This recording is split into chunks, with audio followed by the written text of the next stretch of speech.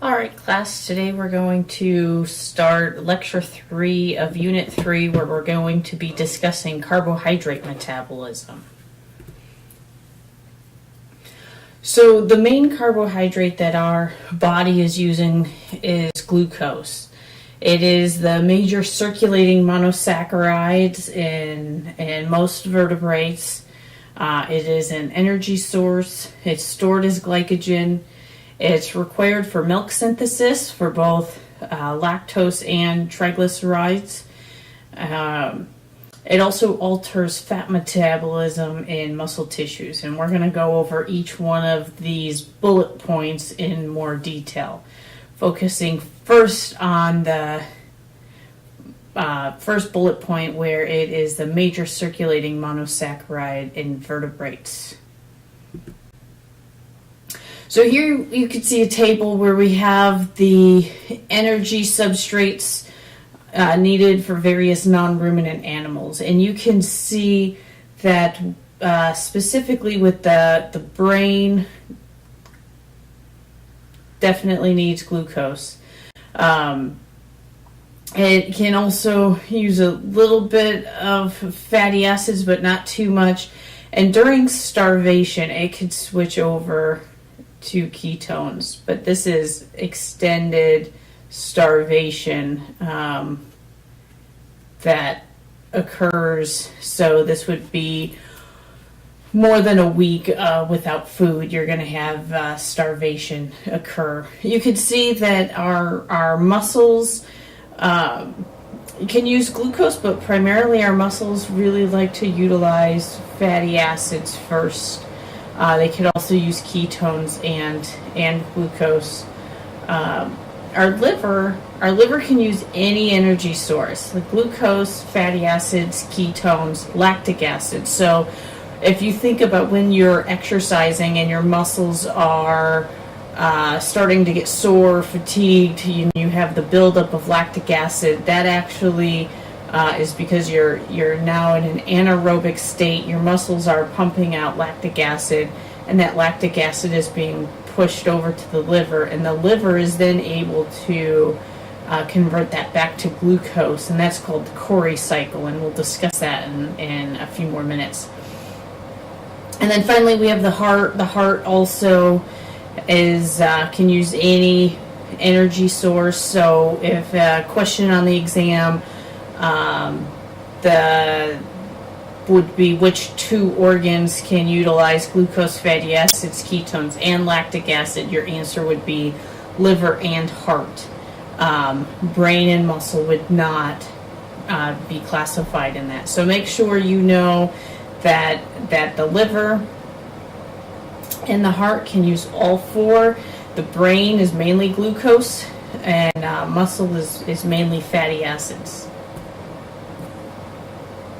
So how is glucose metabolized in the brain? So here we have a nice little picture. So you can see our glucose is mainly, for all intensive purposes, is coming from the liver. So here we have our glucose, and it is then put into the blood, is able to cross the blood-brain barrier, goes into the brain, and then we have the whole glycolysis and TCA cycle that's occurring.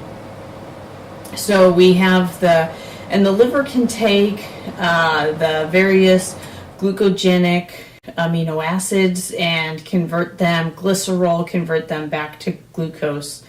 As I mentioned before, during severe cases of starvation, our body can utilize ketone bodies. Our brain can use ketone bodies. And the two main ketone bodies that it is breaking down those fatty acids to is acetoacetate and beta-hydroxybutyrate, and those are then able to go into the brain. But once again, this is only happening during starvation. It is not a regular thing.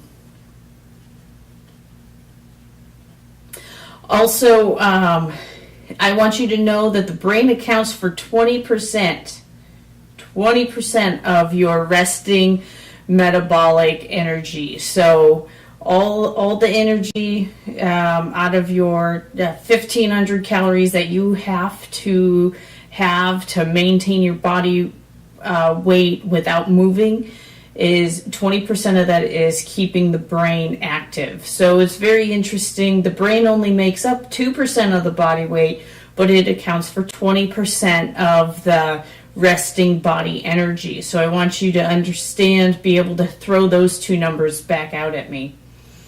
And of that 20% energy that the brain is using, and it is getting this all from glucose, 30% of the glucose is oxidized. So for energy, the rest of the glucose is being used to synthesize amino acids. So those would be our non-essential amino acids. It's using to synthesize lipids, nucleic acids, and acetyl-CoA. So the brain tissue is absorbing all of that stuff on its own, or synthesizing all that stuff on its own. It's not really able to absorb it because we have that blood-brain barrier that many of those molecules are not able to cross. So we could actually use a position emission tomography or a PET scan, you may have heard of, to look at metabolism changes in various organs. So this, if you've ever had it, you are forced to drink some radioactive tracers. So usually it's a very disgusting white goo that you need to drink within 20 minutes. So it's about 250 milliliters that you have to consume. Or here they have it, you give it in the IV. The CAT scan, you have to consume the tracers. Here they give it to you via IV. And then the PET scan detects those radioactive tracers and converts it to a 2D image. And you're able to detect changes in metabolism of various organs. So a CAT scan and an MRI is able to give anatomy and where things are located. The PET scan is giving you metabolic changes. So one of the fields that uses the PET scan quite often is looking at Alzheimer's. So here's the PET scan of two individuals. And as I said before, that the brain is mainly using glucose as its main energy source. So here on the left-hand side, we have our normal brain right here. And all these dark red areas, that's where we're having high glucose metabolism.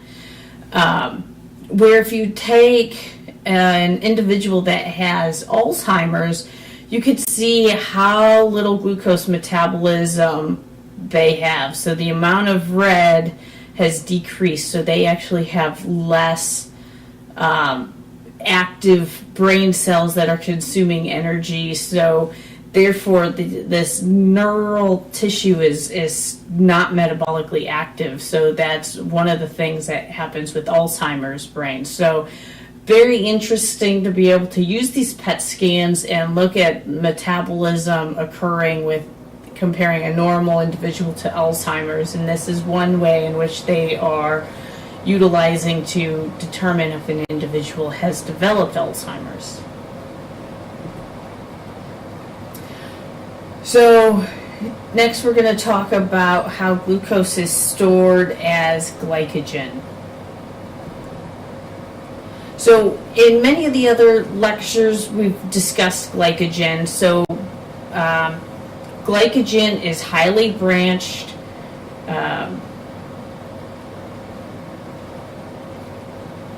It is very highly branched, and we have these granules that form within the cells. So here we have our mitochondria. So this is within a hepatocyte, and these little black dots over here, those are all our glycogen granules. So here, if you were to zoom in, here's a picture of what the glycogen looks like within those granules. This is another picture showing how it's highly branched. If you remember that we have branching every 8 glucose units.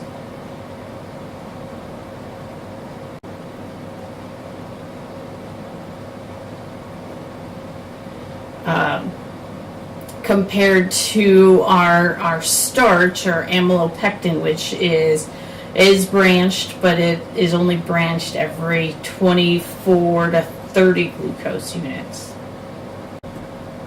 Now, glycogen is only found within our liver and our muscle tissue.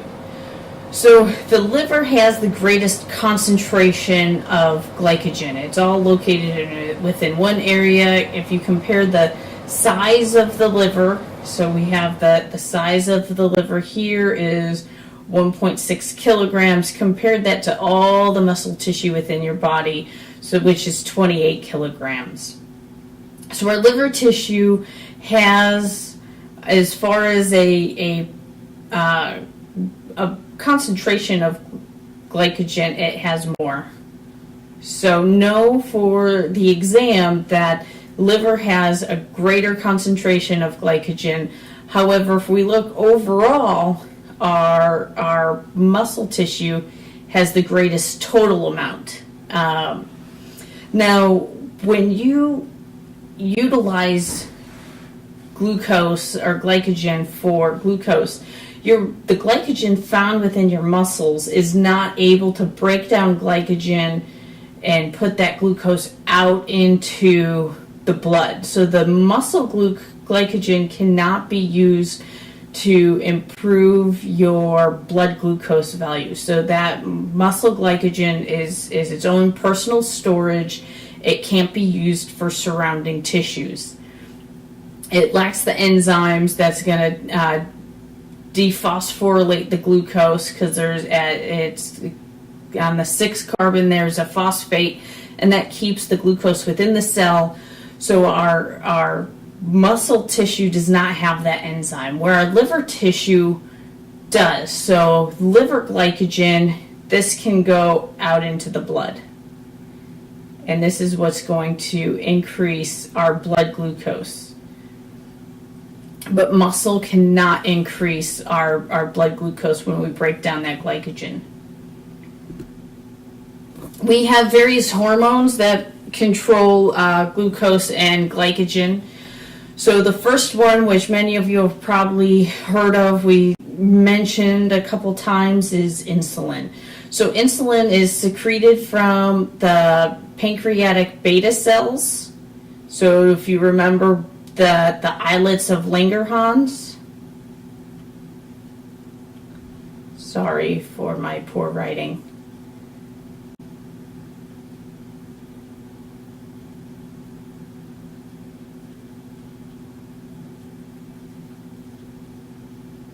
So if you know an individual that has type 1 diabetes, that's an autoimmune disease in which their body has attacked these beta cells. So they no longer have functioning beta cells. They cannot produce any insulin. So our insulin is released with increase of blood glucose. So if you were to think of, let's say if you are don't like to eat breakfast, and instead of eating breakfast you decide to have a 20-ounce Coca-Cola first thing in the morning. You don't like coffee, so you drink a 20-ounce Coca-Cola. Well, you would probably notice about 45 minutes to an hour after you've consumed your 20-ounce Coca-Cola on an empty stomach, that you start getting shaky. So that's basically because your body has released a significant amount of insulin in response to all the sugar found within your Coca-Cola. So this facilitates glucose entry into the cells. So if you remember that this is in our adipose and our muscle cells, and this is through GLUT4. If we have excess glucose, it's stored as glycogen, and that is glycogenesis. Or it can be converted to fatty acids, and that is in non-ruminants. We can convert our glucose as to fatty acids. And then next we have our glucagon. So our glucagon is also secreted from the pancreas, and this is secreted from the alpha cells. So here, I want you to be able to tell me the difference between insulin and glucagon and which cells from the pancreas it is being released from. So glucagon is released in response to decreased blood glucose. So the more your insulin is working and you have all your glucose is entering your muscle cells and your adipocytes, you're going to have your blood glucose is going to start to go down. And so in response to that, we end up releasing our glucagon to help maintain the blood glucose level. So our glucagon is what is going to end up causing an increase in glycogen breakdown.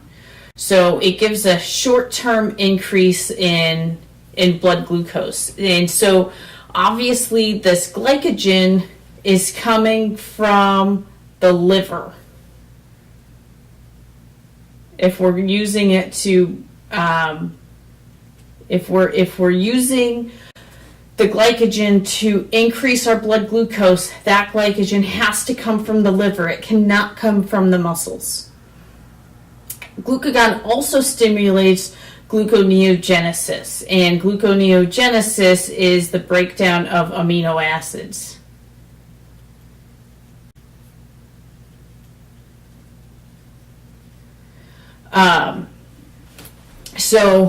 And we want to start breaking down our protein to get our amino acids, and we're hoping to get our glucogenic amino acids, so then we can reverse glycolysis, which is gluconeogenesis, to make glucose. And next we have epinephrine. And epinephrine is secreted by the adrenal glands.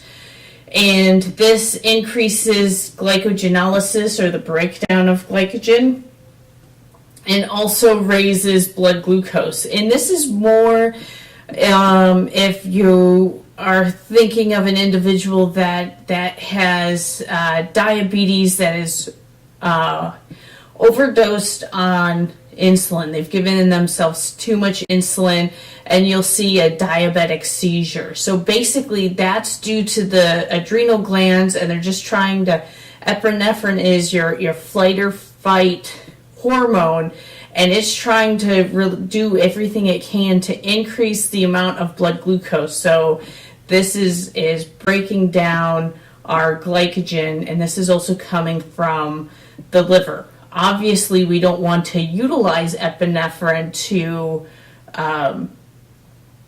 regulate our blood glucose. But going back to when I was referring to insulin with our Coca-Cola in the morning, so we're going to have a mad increase of insulin that's released because we're going to have a significant amount of glucose in our blood after we have our Coca-Cola for breakfast. And then you notice about, if you don't eat anything, an hour to an hour and a half later, you're going to be shaky. So the whole reason why you're shaky is not because of glucagon, but because of epinephrine. So epinephrine is what's giving you those shakes.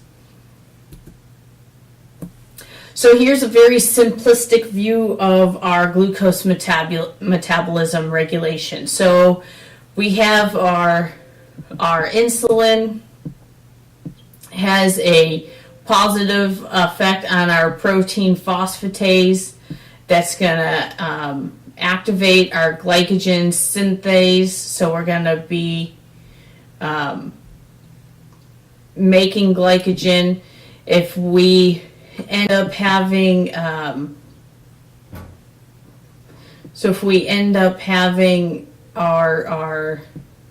so this is our glycogenesis.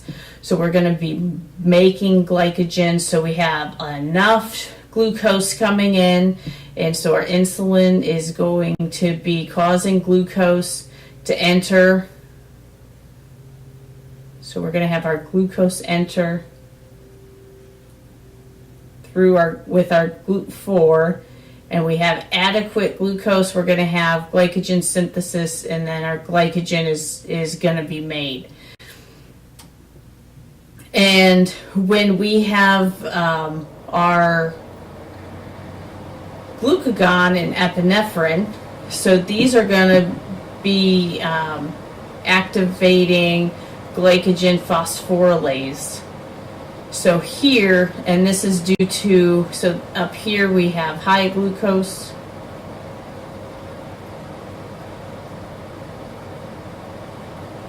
Down here we're going to have low glucose. So our glucagon and our epinephrine here, we're going to have a positive effect, and those are going to be activating our glycogen phosphorylase, and we're going to be breaking down our glycogen to glucose 1-phosphate. Now you see over here, when we have glucagon or epinephrine, we're inhibiting this protein kinase A, and when we have insulin, we have that inhibits our glycogen phosphorylase, so they are controlling each other. Okay, next we're going to be discussing our milk synthesis. So we have both lactose and triglycerides. And obviously milk synthesis is only occurring in mammals. Mammals are the only ones that are lactating. So our birds are not making milk. So with our triglycerides, our milk fat triglycerides, for non-ruminants, our glucose can be used. So here we have our glucose is able to come in, and in our non-ruminants, we can utilize this to make fatty acids. And it also can be used to make glycerol. Ruminants cannot utilize glucose. It's only used for lactose and glycerol synthesis, not fatty acids. And this is all because we need to, since ruminants are always in a gluconeogenic state, we need to keep as much glucose in the blood as possible. So they have evolved to where they use our acetate and beta hydroxybutyrate. So if you remember, acetate is our volatile fatty acid, and our beta hydroxybutyrate is our ketone. So our ruminants are utilizing these to synthesize our milk fat triglycerides. So that's the main difference. And then any of the fats that are in, they can enter the mammary cell and be utilized to make our milk triglycerides. But our ruminants, they use acetate and beta hydroxybutyrate. Our non-ruminants can use glucose. So if you're thinking of potential exam questions, it would be a true-false. Ruminants utilize glucose for milk fat triglyceride synthesis, and that would be false because it's only lactose and glycerol synthesis. So glucose could be used to make the glycerol backbone, but not the fatty acids.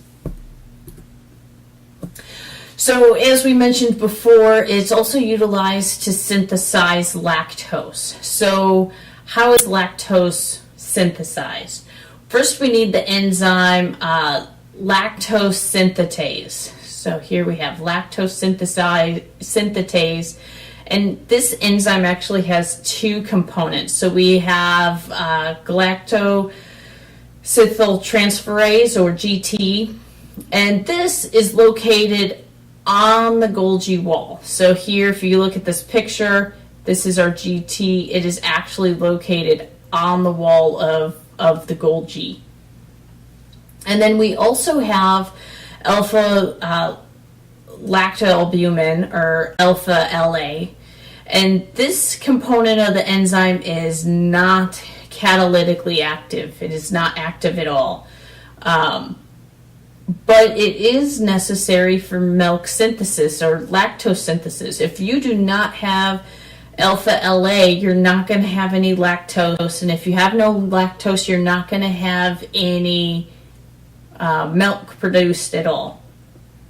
And it actually accounts for about 25% of the whey protein. So this alpha lactalbumin is 25% of all the protein found within whey protein. So if you like to take supplemental whey protein, but after you lift weights at the gym, you're going to be some big bodybuilder, you're mainly, so 25% of that whey protein is alpha lactalbumin. And the synthesis of lactose actually we have an optimal ratio of the alpha LA to GT. So we have and this was all determined in vitro studies. In vivo, or in the animal, we don't know the actual optimal ratio, but it appears from in vitro studies that our optimal ratio is 500 to 1. So we'll have 500 alpha lactalbumins to 1 GT. So it appears as though if you were to have 600 to 1, that does not improve the ratio or the synthesis at all. So really, in vitro, 500 to 1 is the optimal amount. But we really have no idea if that holds any water when we're coming to live animals. So this is just all in tissue culture. And as I mentioned before, if there is no lactose synthesis, you have no milk synthesis. So here in the right-hand diagram, you can see how our lactose is synthesized. So we have our glucose is able to enter the Golgi. We also have our, which is one component of lactose. So remember, our lactose is glucose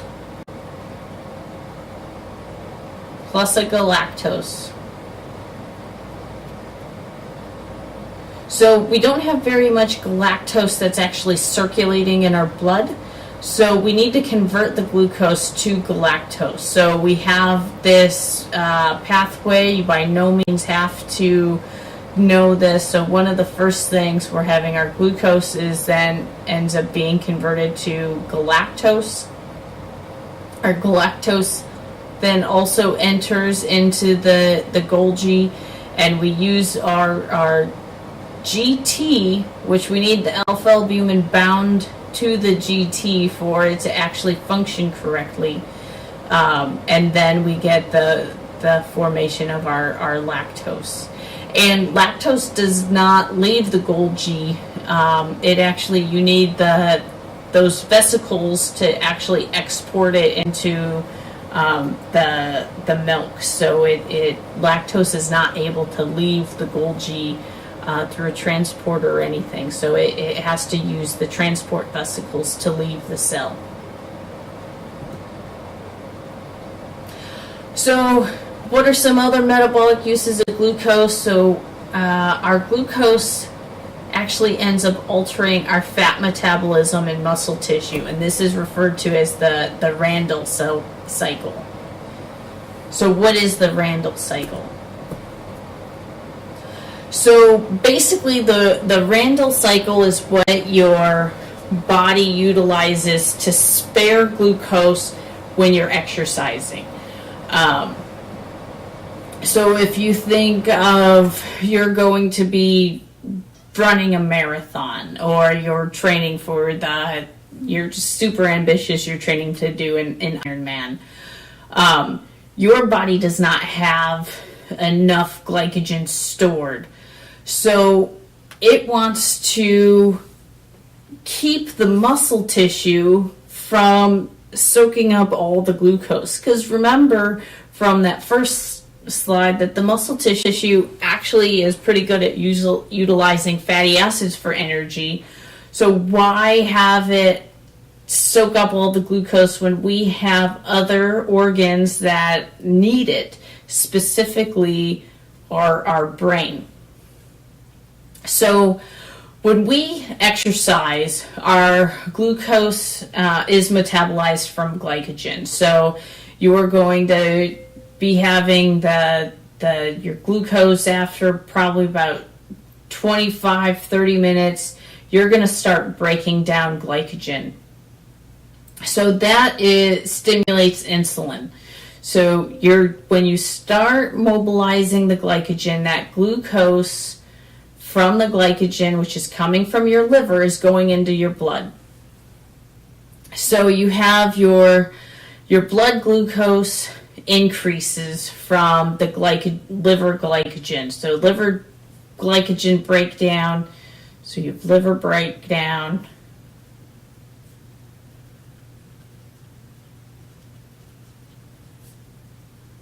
Ends up giving you an increase in your blood glucose.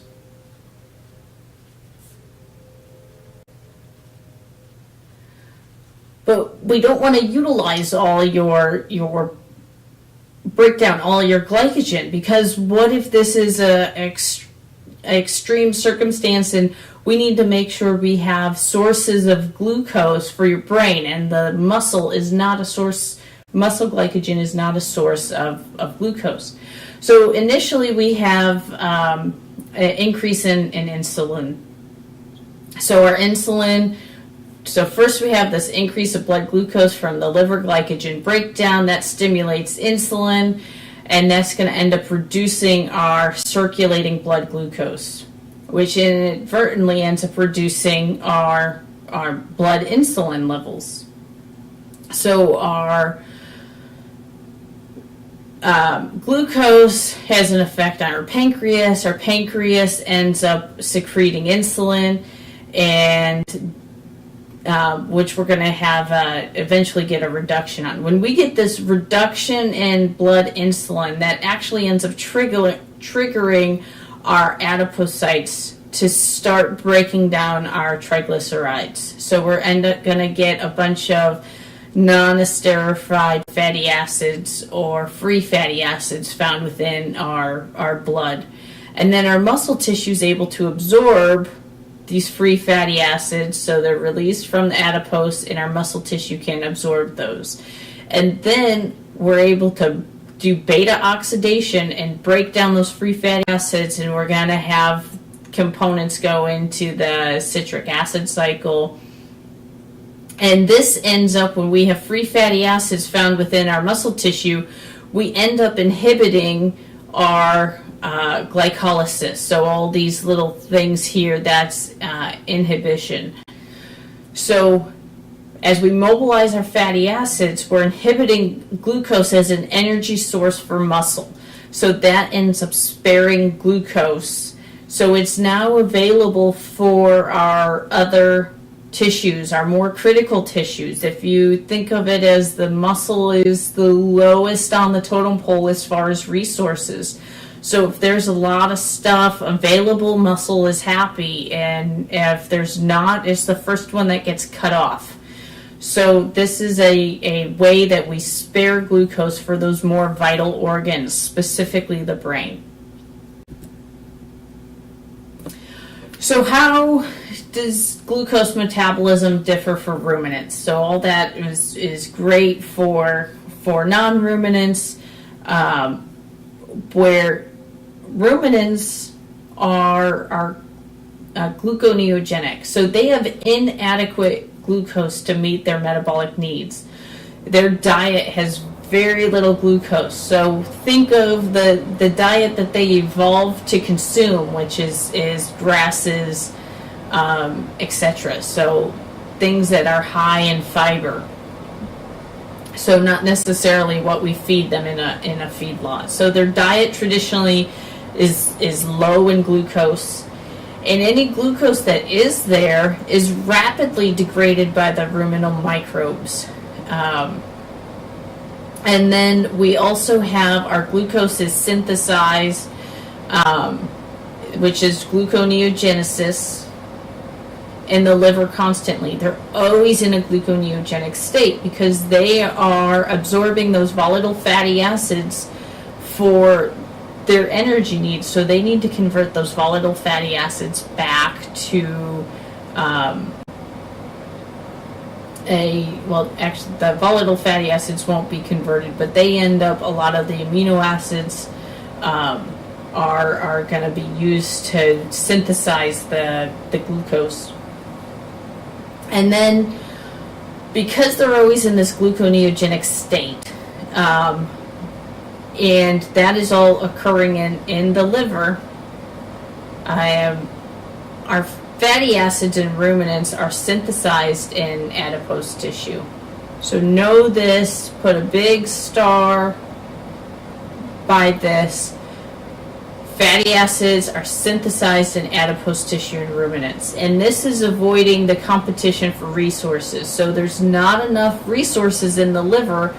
It would not have been wise to have all this energy storage occurring within the liver when the animal evolved. So what if something happened this way? They're in two different organs, and so that's why they evolved that way. They utilize precursors for propionate. They also use the glucogenic amino acids, lactate and glycerol. So these are all the glucose precursors: propionate, glucogenic amino acids, lactate, glycerol. So gluconeogenesis, and we'll talk about it a little more when we specifically are discussing amino acids, so we're going to have a little bit of a repeat here. But gluconeogenesis is basically the reversal of glycolysis. So it's the in vivo synthesis of glucose. And we have some of our amino acids. So we have our glucogenic amino acids can. And this, if you remember back a few lectures ago where I showed all the different amino acids where they can go. So all of those that did not specifically go to acetyl-CoA, they can then be converted. They can then go back to being converted to glucose, where it's lysine and leucine are the only strict ketogenic. So a lot of the other amino acids can be both glucogenic and ketogenic. Our ketogenic amino acids cannot be converted to glucose. They could be converted to ketone bodies.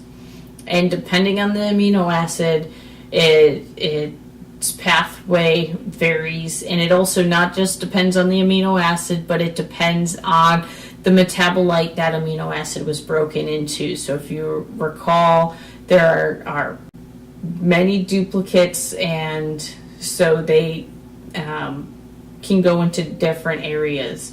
So that metabolite that is broken down to may enter some component of the TCA cycle, or it could be making pyruvate. The glycerol from our triglycerides can be used to synthesize glucose. So our glycerol is 3 carbons. So we actually need 2 glycerol molecules to synthesize 1 glucose. And the glycerol is the backbone of of the triglyceride.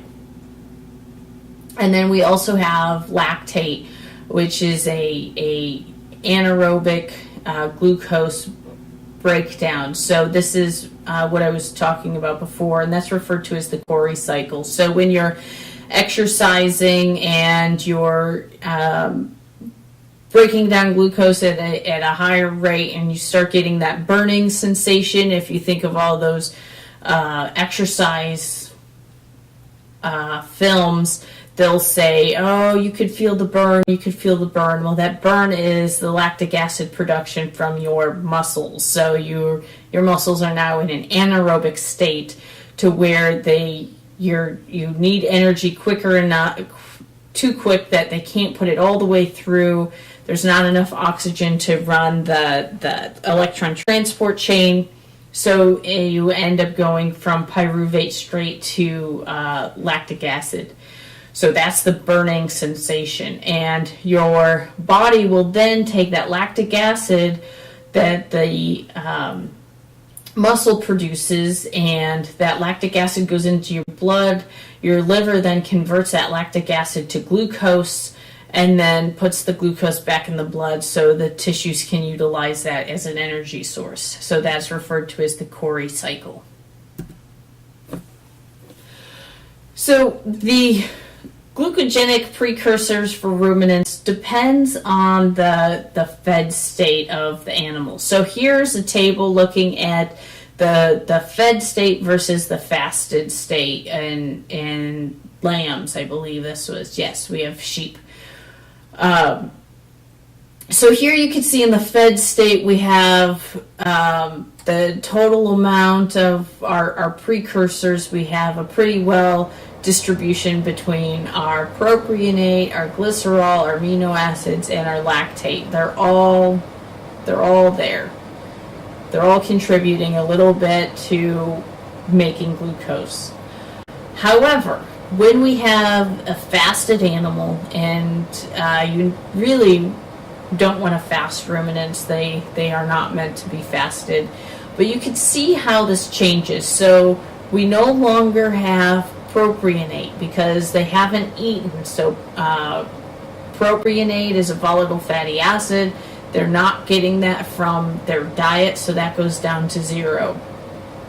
And then they also end up breaking down fat, but their fat is unable to synthesize glucose. So they're utilizing mainly glycerol, and then they're also breaking down their glucogenic amino acids. And the amount of lactate that they are utilizing really drops down to only about 2%. So basically, I want you to be able to tell me that in a fed sheep, we have some component of all these precursors being utilized, and in a fasted sheep, the main two are going to be our glycerol and our amino acids. So we drop the lactic acid and we drop the propionate. So now we're going to focus our attention to fiber and glucose metabolism. So we talked a little bit in the last lecture about the different types of fiber. So why is fiber good? Why do all dietitians and doctors tell you that you need to eat more fiber? Not only does it keep you regular, but there are other health effects that are benefits of fiber. So first we're going to talk about our insoluble fiber. So our main insoluble fiber that we are referring to in this class is cellulose.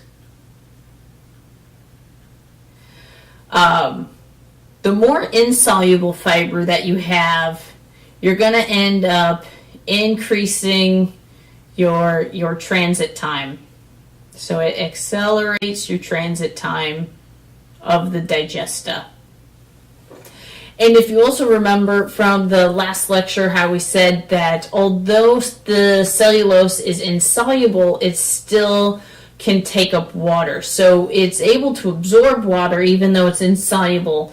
So it ends up increasing the digestive weight. and so it adds bulk. So now our insoluble fiber, we've increased our transit time, so there's less time for those nutrients to be absorbed.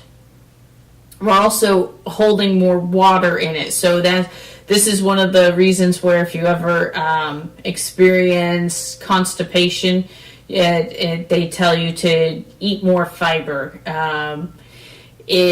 When you have children, especially young infants, when you first start converting them from milk or formula to solid foods, a lot of kids end up having issues with constipation. So your pediatrician will say, give them prune juice, give them bananas, give them apricots. And that is basically to help accelerate the transit time. It also provides, it absorbs more water. So it's gonna basically lube it up and make it to where it's easier to pass. And then when we're referring to ruminants, it's gonna help maintain the optimal rumen pH. So we are looking between 6.5 and 7.5 of a pH. And that's mainly because it's enhancing our saliva or salivation. So if you remember our ruminants, they have the serous saliva coming from the parotid salivary gland, and that has a lot of water and a lot of electrolytes. Those electrolytes are providing buffer, and that's increasing the pH within the rumen. It also ends up decreasing the fermentation rate, so it slows fermentation down.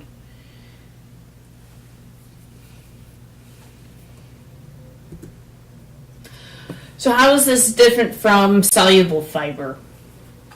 So our soluble fiber ends up delaying our gastric emptying. So our soluble fiber, since it is soluble, and when it does solubilize in water, it becomes more of a gel.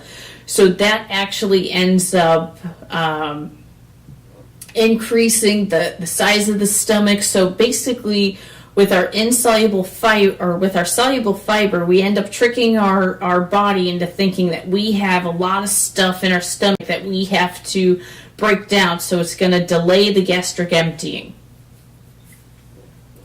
However, once it's released from the stomach, it actually helps accelerate the transit of the digesta through the intestine, similar to the insoluble fiber.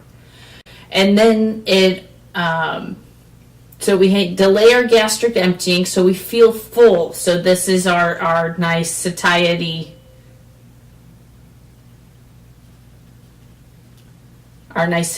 signal. We feel full.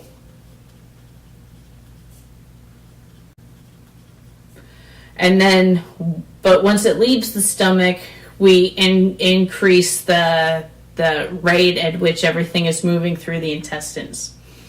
It also helps us because it decreases glucose absorption.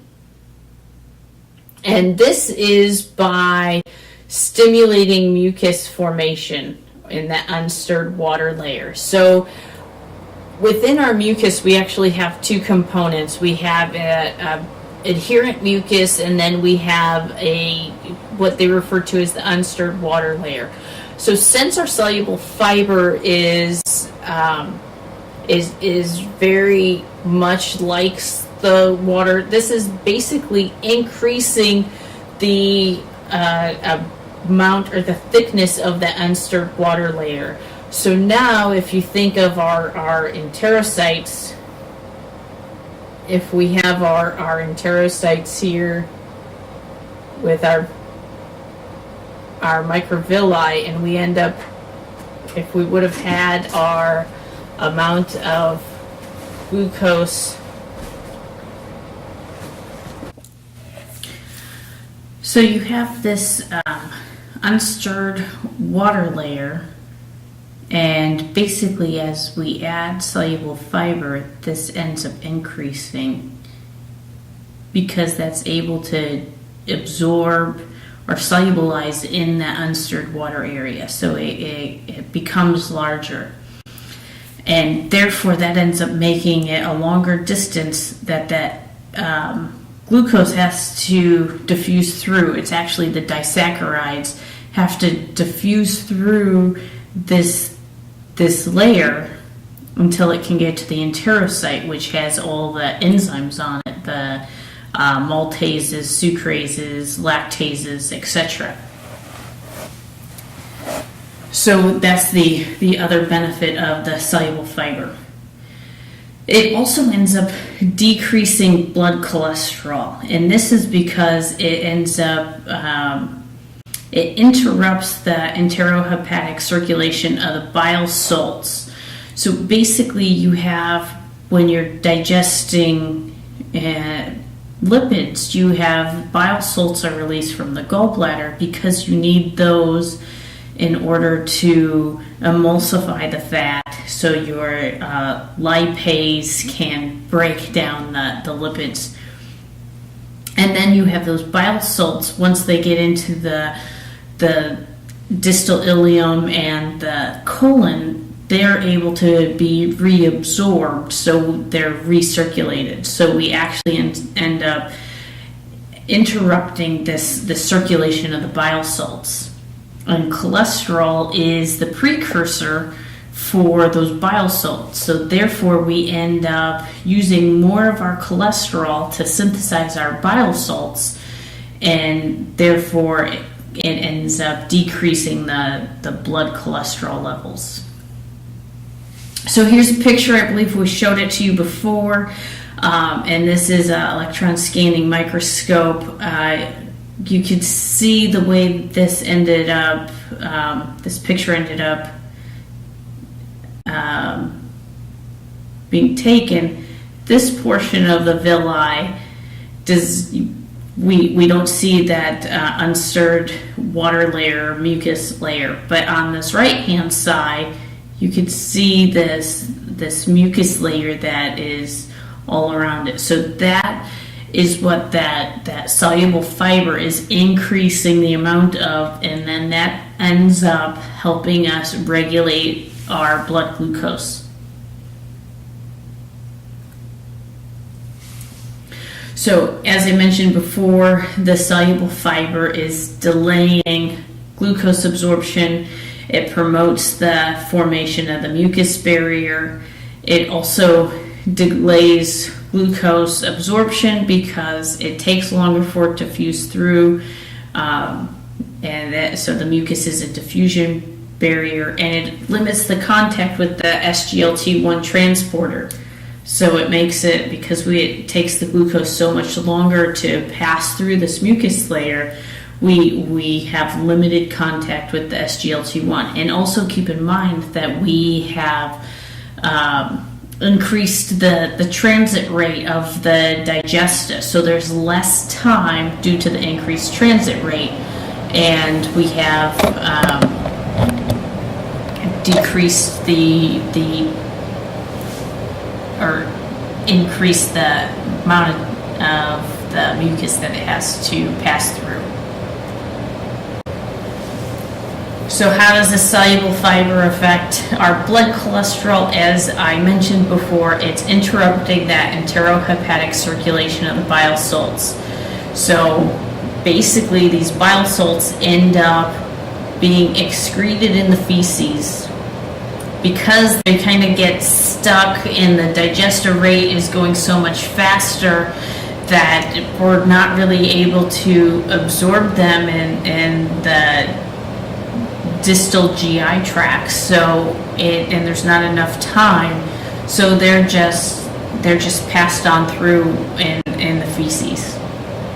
And since our bile is synthesized from cholesterol, we need to utilize more cholesterol to resynthesize the bile, so therefore we end up decreasing our blood cholesterol because we're reallocating where it needs to come from. And you can tell when you have this effect. Basically, if you ever pay attention to your stool color. So if you have a really dark brown stool here, just in case you didn't know what dark brown looked like, with dark brown, written in dark brown. So that means that there's adequate time, so your body has been able to reabsorb all the bile salts. And if you think about an individual that eats very few vegetables, typically they have less regular bowel movements, and I'm sure they would probably discuss, if you ever asked, but their stool would be a dark brown. Where if you change your diet and end up, let's say you go on Biggest Loser and now being monitored what you're eating, and you now increase the amount of fiber in your diet, you're going to get this yellowy orange color stool. So that's indicating that there is a lot more of the bile salts found within the stool still, so they haven't been able to be reabsorbed. And that's due to a decrease in the bile degradation. So here, you by no means have to know all these numbers at all, but basically we have our liver is making the bile salts. The main thing that you may want to make note of is 6 to 8 times per day our bile salts are being recirculated. So then they are released from the gallbladder into the ileum. So we have about 90% of our bile salts are reabsorbed in the ileum, and about 10% are lost in the feces. So our distal ileum is the main place where we are reabsorbing our bile salts. So the more fiber we have, we end up changing these numbers to where we'll have more like 15% of our bile salts are excreted in the feces.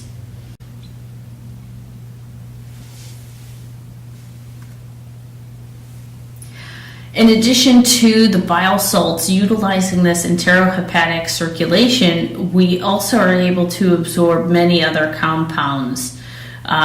So because of this, a lot of drugs, metabolites, and even toxins are able to be recirculated between the liver and the intestine. So we have our exogenous compounds are secreted by the liver into the bile ducts, and these compounds are conjugated with bile and secreted into the intestine, and they can be reabsorbed through the small intestine and enter the hepatic portal blood system. So we have this little cycle that is occurring. So it comes out of the gallbladder into the intestine, up through the hepatic portal vein, through the liver, back to the common bile duct, and it just keeps on recirculating. So anything that binds the bile salts can actually be recirculated with them. Okay, so what are some of the effects of carbohydrates and diseases in both humans and animals? So one thing, especially if you are diabetic or know of someone that is diabetic, is you may have heard of this term called glycemic index. So what is the glycemic index, and why specifically do diabetics concern themselves with it? So the glycemic index is the incremental area under the blood glucose curve of when an individual consumes 50 grams of carbohydrates of a test food, as reported as percent of the response standard. So basically it measures the ability of food to raise blood glucose levels. So obviously, if you're an individual with diabetes, you're constantly monitoring your blood glucose so you know how much insulin to give yourself. So if you eat a bowl of white rice, then you're going to have a need to give yourself slightly more insulin, because you're going to see the effects and have a spike in your blood glucose sooner than, let's say, if you had the unpolished long grain rice that has more fiber associated with it. So it's increased blood glucose and insulin levels are risk factors, mainly for diabetes, is what we're mainly concerned about here, is our diabetes. We also have some cardiovascular disease and cancer, but mainly with our glycemic index, it's more of a concern for our diabetics. So the type of carbohydrate is what's determining the glycemic index. So it's not necessarily affecting energy balance of an individual. So a gram of white rice really is not having too much of an effect compared to a gram of long grain unpolished rice. It's not, glycemic index is not affecting energy balance or weight control. So if you're looking to lose weight, you don't want to necessarily use the glycemic index. It's not the best indicator. So really, you just want to limit how much food you're putting in your mouth. But it is an indication of the fiber content. So our low carbohydrate, our high fiber carbohydrates are going to have a lower glycemic index. Also, if you were to look, our low carbohydrate, high fat diets, those actually end up promoting obesity and cardiovascular disease. If you practice the Atkins diet, there's Dr. Atkins actually died of cardiovascular disease, of atherosclerosis. He died of a heart attack. So that low carbohydrate, high fat, high protein diet is actually can cause more disease issues. So it's not just reducing carbohydrates. And our more complex carbohydrates are better at controlling our weight, mainly due to the fact of how our insoluble and our soluble fibers are affecting our GI tract. So here's a glycemic index of some common foods. So this is comparing to glucose. So using those 50 grams of glucose as the standard or the reference, and you can see white bread. White bread is really no good for you, especially if you're diabetic. You're going to get a major spike in your blood glucose relatively quickly after you consume it. Here's our reference, our glucose. So we have a spike in that. You can see our white rice similar to our white bread. Sucrose, about the same. Here we have our sweet bean jelly, and that's slightly lower. So we have our sweet bean jelly is going to have a little more fiber within it, so that's why we have a lower glycemic index. More fiber, lower the glycemic index. So this is the take-home point here.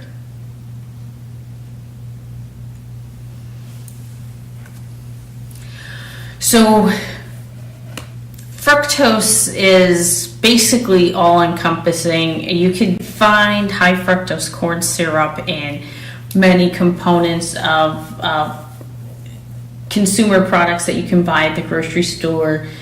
that you wouldn't even necessarily think had high fructose corn syrup in it. Don't understand why, but for instance, your ketchups, they now put high fructose corn syrup in. You can find it in yogurt. You can find it in some juices.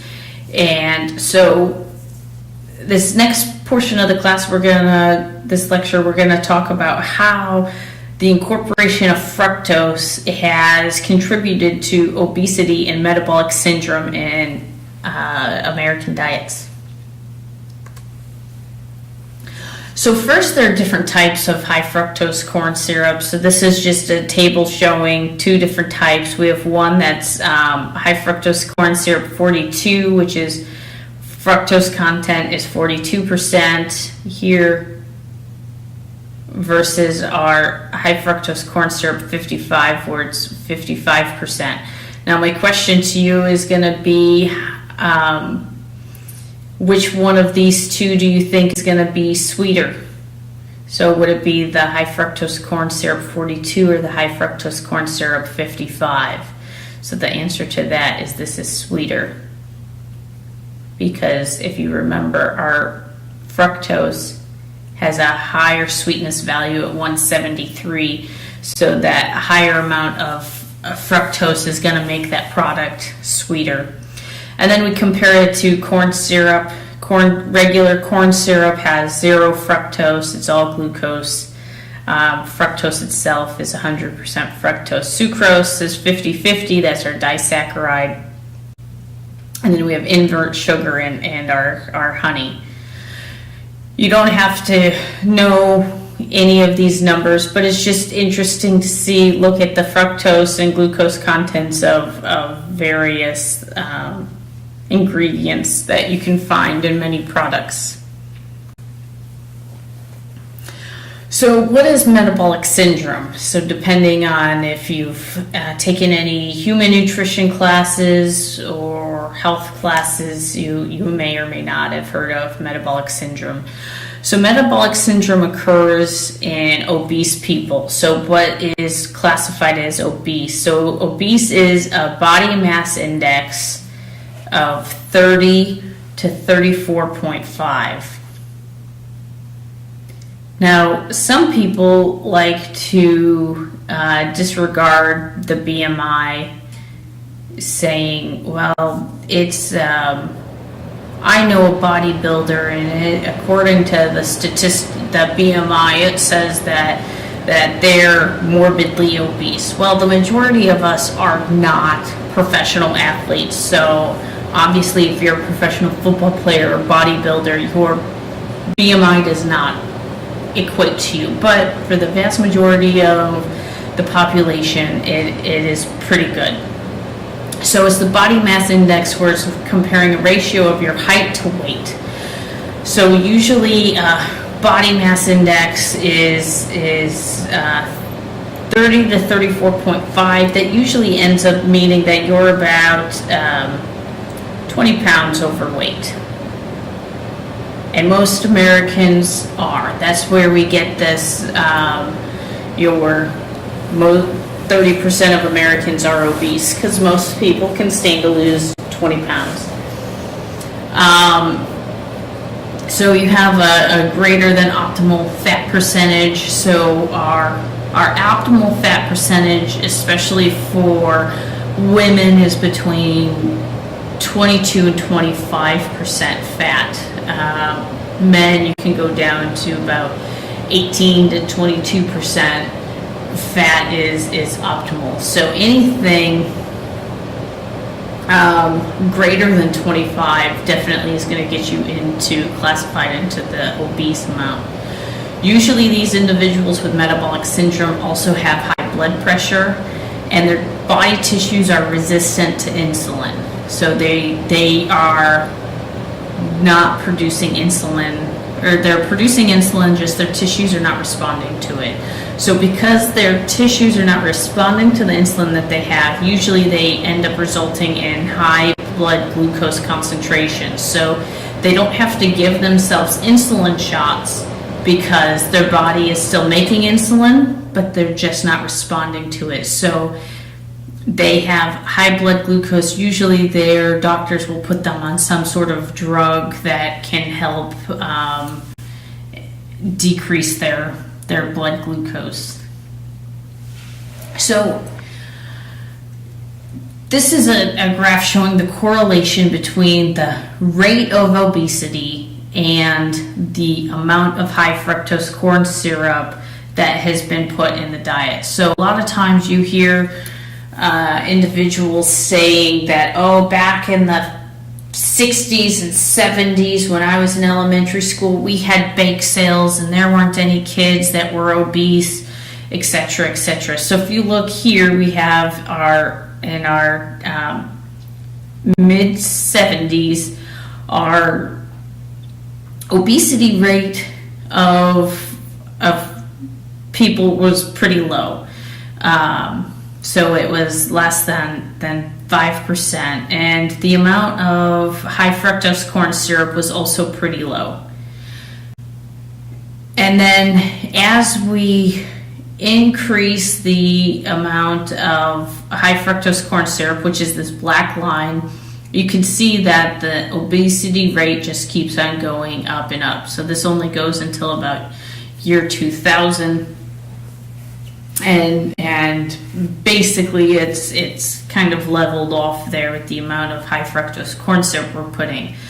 But this is highly correlated. It's not been proven by any means. It's not causation. Correlation does not equal causation, but it is rather interesting that these two events are so highly correlated. So basically we're saying that this obesity epidemic coincides with the increased consumption of high fructose corn syrup. So why would high fructose corn syrup end up increasing the amount of obesity?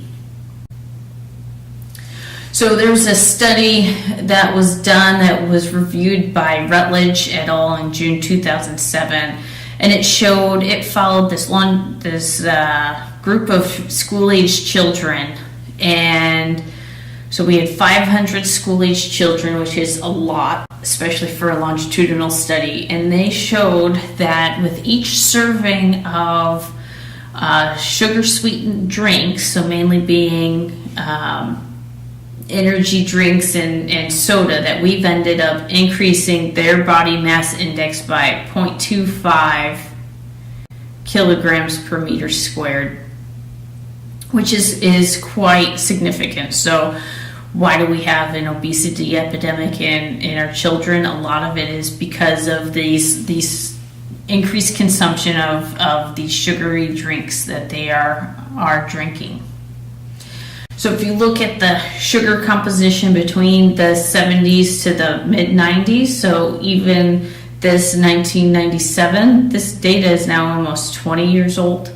So you can see just how much from 70 to 97, how much the sweeteners have changed. So back in the 70s, it was mainly sucrose, so you would usually just add sugar. Maybe a corn syrup, which would be glucose syrup, or straight glucose, which usually straight glucose is going to be in the form of dextrose. And you can't even really see it, but we have this really faint blue line between the green and the stripes, and here we have our amount of our fructose syrup, so our high fructose corn syrup. So it was minuscule back in the 70s. However, you could see going from 1970 to 1997. So now we have, yes, we still have sucrose, but now it's pretty even with the amount of fructose. And even though we have, despite that, you could see we've had a significant increase in both fructose and glucose. So we have a 30% increase from 1970 to 1997. So this ends up being a 30% increase in our total sugar consumption. And a lot of that has to do with this increased amount of high fructose corn syrup that is hidden in many different products. So why does fructose end up affecting our or lead to obesity? The first thing is it requires no energy for absorption. No energy. So if you remember, this is coming through GLUT5. So where glucose is coming through SGLT1 and ends up utilizing an ATP through the sodium-potassium pump, fructose utilizes no energy at all to be absorbed. It also does not need insulin to enter the cells. So we need no insulin. And basically, so our insulin is used through GLUT4 to absorb glucose in our muscle cells and our adipocytes. So we don't need insulin. So no insulin means that we also have less leptin that's secreted. So leptin is a hormone that's secreted from our adipocytes, and it is a satiety signal. So we have less leptin, so we have less satiety signal, so we're more likely to eat more. And then we also have, it bypasses the main regulatory step in glucose metabolism. So our glucose metabolism, the limiting enzyme is phosphofructokinase. So we're bypassing that phosphofructokinase, and so our fructose is able to move into the cell. We're bypassing this key regulatory step, and then we end up utilizing it to make fatty acids and glycerol. So this ends up preventing the downregulation of fructose into fatty acids and glycerol. Therefore, we get increased triglyceride production. So we have increased increased triglyceride production because we're increasing our glycerol phosphate synthesis. And we also end up decreasing our glycogen production because our fructose is not going to make glycogen. So it's only going to make the fatty acids. The way we store fructose is with fatty acids. The way we store glucose initially is with our glycogen. So we end up decreasing the amount of glycogen stored or produced. And we end up getting increased insulin insensitivity. Would also end up having many detrimental effects on our blood lipoproteins. So this is a diagram showing triglyceride synthesis, fructose versus glucose. And you'll have to know the right-hand side of this when we go over lipids, but for the most part, don't worry about memorizing this. This is just pictorially showing you what I just described. So here we have glucose. Our glucose comes in, we need insulin, and so we have GLUT4, and then we convert it to glucose 6-phosphate, and then we convert that to fructose 6-phosphate, and this is controlled by phosphofructokinase. So this is the rate limiting step.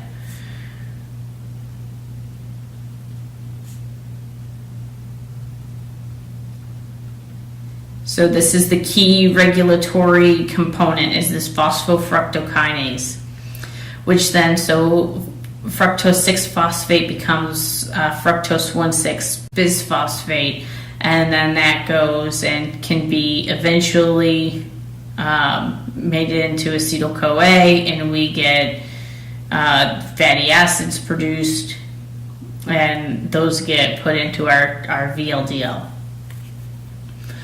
Now, when we have fructose, we have our fructose, our free fructose is activated by a kinase, so we have fructokinase. And then this ends up phosphorylating, so we get fructose 1-phosphate. And so this is the way where we, the point in which fructose is able to enter the glycolytic pathways. and then it can become either glyceraldehyde or dihydroxyacetone, and so then it can be converted into glycerol, or we can bring it over here and have it also go into the acetyl-CoA. So we're missing this key regulatory step here. So we're able to bypass that conversion of the fructose 1,6-bisphosphate. And then we end up, by having this, we end up increasing the amount of glycerol phosphate available to make our triglycerides. So here's another picture for those of you that like pictures. So I'm not going to go over this again. And you by no means have to be able to recite this stuff. So don't worry about memorizing it at all. But this is just showing how we have the fructose affecting lipid metabolism. So here we have no control of our leptin and no control with insulin. And then we're going to end up getting an increase in our lipogenesis, which is synthesizing lipids. So we're going to get increased triglycerides, and we're going to end up having those all increase LDLs. So next we're going to discuss hoof laminitis. Hoof laminitis is a disease associated with excess carbohydrate intake in ruminants and horses. So metabolic syndrome and the obesity epidemic is more the concern with humans. So what happens if we overfeed carbohydrates? Now obviously we're not feeding high fructose corn syrup to either horses or ruminants, but if you have excess carbohydrates, how is that affecting the animals? And if you have had horses or cattle, you may have experienced, especially if you had someone overfeed a horse, a lot of grain, they can, multiple times, they can end up developing laminitis. So what is laminitis? It is a problem with the hoof, and it's associated with feeding high grain feeds for a long period of time. So it's not just that one day when your horse, who happened to be like Houdini, could get himself out of the stall and got into the grain bin because he evolved to have thumbs all of a sudden. But it's long periods of time. So this is more of a management issue. Someone's feeding them too much grain. So when you have that, you end up resulting in too much glucose is released when the starch is broken down in the rumen or even in the hindgut for horses. And that ends up overloading the ability of the microbes to ferment it. So this is having a lot of concentrate grains. Typically they are finely ground. So there's inability for the microbes to properly ferment it.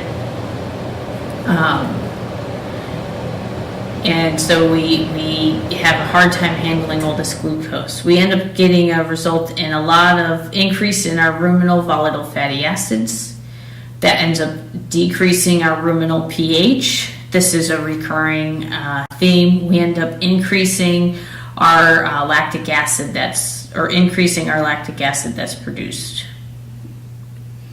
All of these high VFAs that are produced, a lot of that's going to end up causing some vasoconstriction, and we decrease our blood flow to the hoof tissues.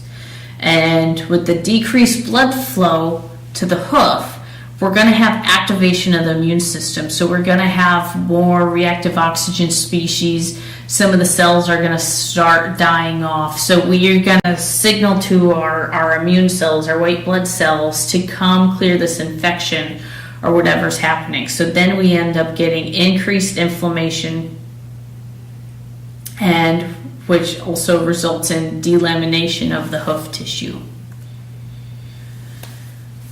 So there's the fermentation component. So we have the carbohydrate overload in the rumen or in horses and the hind gut. And we get a large production of lactic acid, and specifically we get a lot of the D isomer of lactic acid. So lactic acid can be in a D or an L isomer. So we have, and the type has to do of lactic acid depends on the amount of the type of bacteria. So you don't have to know this specifically, but we have the S. bovis specifically is what's the main contributing microbe.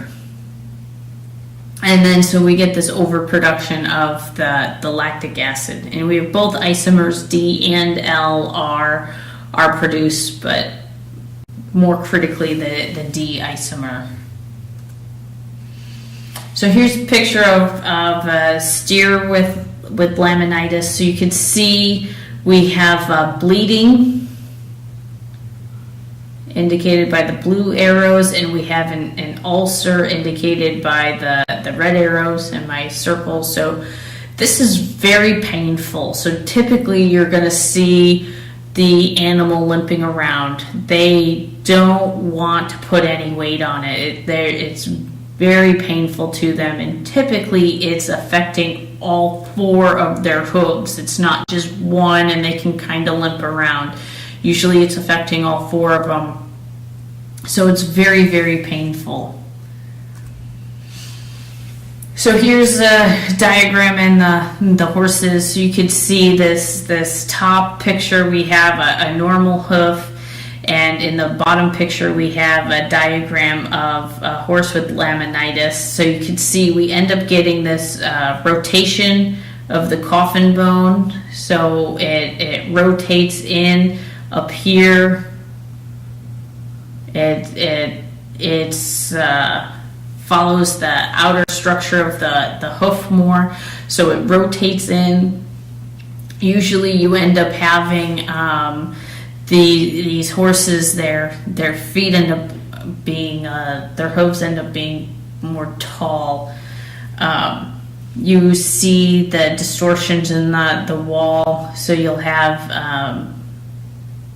the scar tissue that occurs here, so they'll have distortions, and that's basically the scar tissue showing up because you have that inflammation, so the body's trying to repair that as much as they can.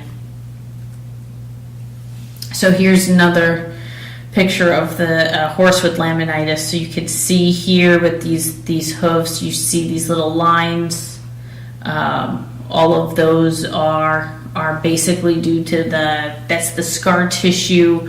Their body's trying to heal that, and if you take a cross section, you're going to see that coffin bone is more perpendicular to the ground as opposed to being angled. We also have parakeratosis. And this is a gastrointestinal disease associated with excess carbohydrates in ruminants.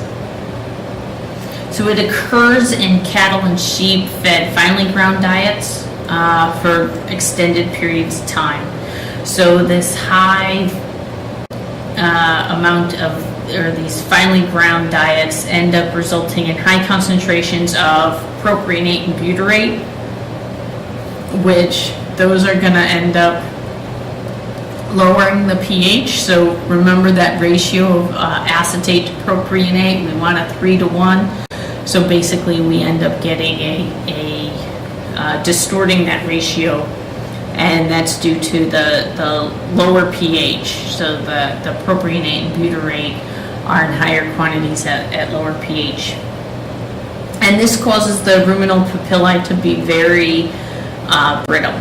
So that propionate and butyrate are actually increase the amount of mitosis or proliferation of the stratum basal layers. So if you remember, those are basically the stem cells of the papillae and that are fully metabolically active.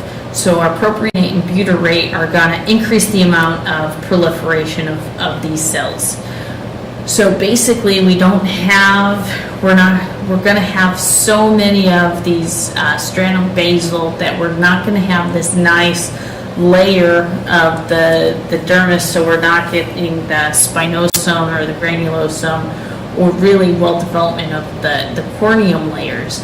So it ends up basically having the full keratinization of the corneum ends up being very difficult to attain, and therefore, because we have this high proliferation of the basal level, we've increased sloughing of the cells of the corneum, and eventually we end up with erosion of the cell layers.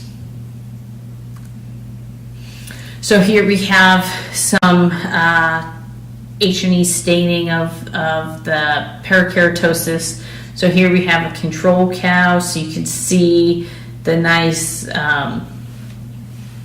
villi, the papillae, and that we have the interior, we have the arterioles and the venules, the arteries and veins going through, we have the red blood cells, and we have the stratum corneum. This is very, very orderly. So we have this corneum layer that's all dead. You can see there's very little nuclei still left, and then we have this basal level here.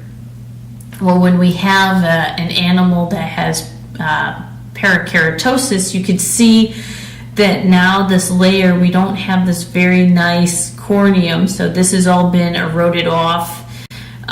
So now we have these stratum corneum cells exposed to the elements, and that is not good or healthy for the animal.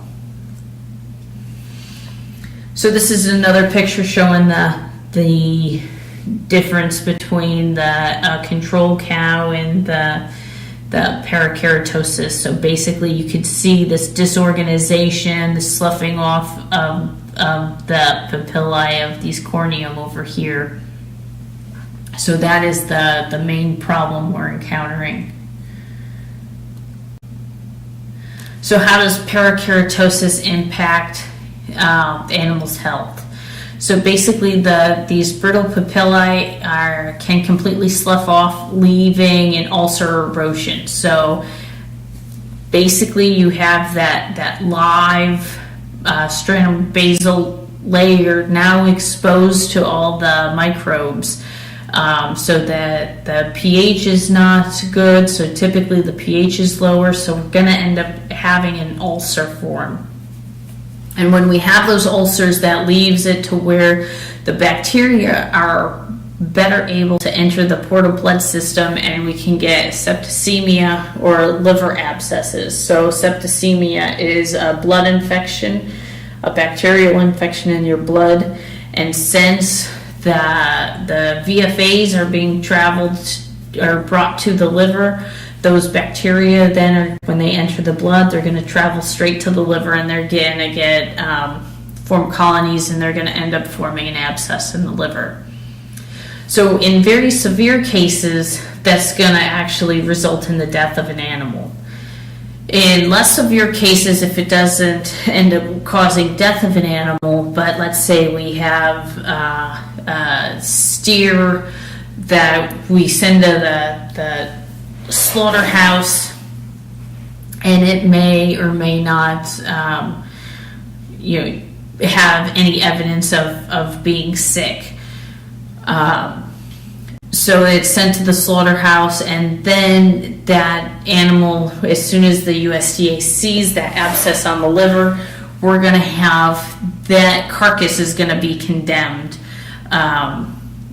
If not the whole carcass, the liver is definitely condemned, but usually they would condemn the whole carcass with liver abscesses. In less severe cases, so let's say you just have the development of an ulcer, but you don't get the bacterial infection. So those animals, because it's painful having an ulcer, they're not going to grow as fast or efficiently, and they're not going to produce as much milk or wool or whatever product that you are hoping to get from the animal.